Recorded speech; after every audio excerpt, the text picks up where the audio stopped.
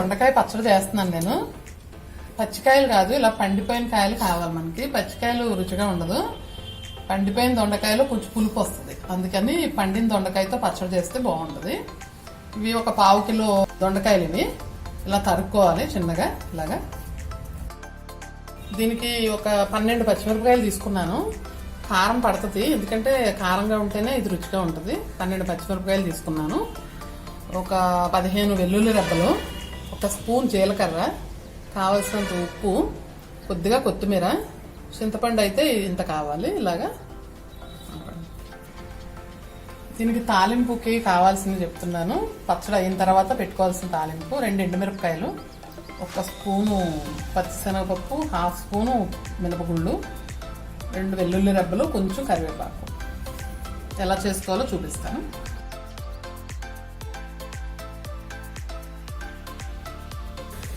కొద్దిగా నూనె పోసాను. జీలకర్ర వేస్తున్నాను,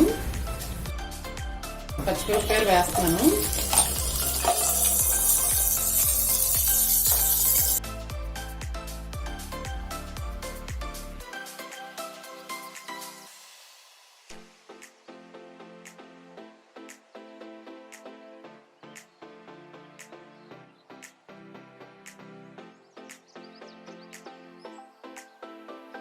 ఉల్లిపాయలు వేస్తున్నాను.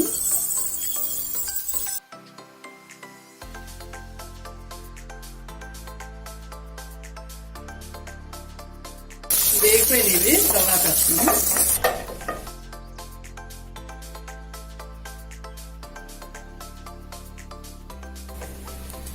దొండకాయలు వేయించుకోవడానికి ఇంకొంచెం నూనె పోసుకుంటున్నాను.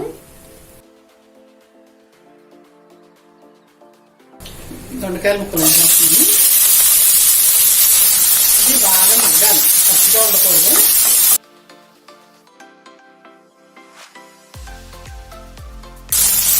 ఒక స్పూన్ వేసాను ఉప్పు, చూసుకుని తర్వాత మళ్ళీ వేసుకోవచ్చు. పచ్చట్లో కొద్దిగా పప్పు వేసాను. ఇలాగా ఇది ఇంత మగ్గాలి. ఇందులో పెట్టేసి మూత పెట్టి మంచిగా మగ్గబెట్టాలి. ఇలా వేగిపోవాలి దొండకాయ ముక్కలు. స్టవ్ ఆపేసాను. ఇప్పుడు మిక్సీలో చింతపండు, కొంచెం కొత్తిమీర, జీలకర్ర, వెల్లుల్లిపాయ, పచ్చిమిరపకాయలు వేయించాను కదా, అవి అన్ని వేసేసుకోవాలి. దొండకాయలు వేస్తున్నాను. దొండకాయ వేసిన తర్వాత పెద్ద గట్టిగా వేయక్కర్లేదు మిక్సీ, కొంచెం అలాగా బ్లెండ్ చేస్తే చాలు. ఇలా మెత్తగా కాకుండా ఇలా వేసుకోవాలి. తాలింపు వేస్తాను. ఇప్పుడు కొద్దిగా నూనె పోస్తున్నాను. తాలింపు సరిపడా పోపు వేసేస్తాను.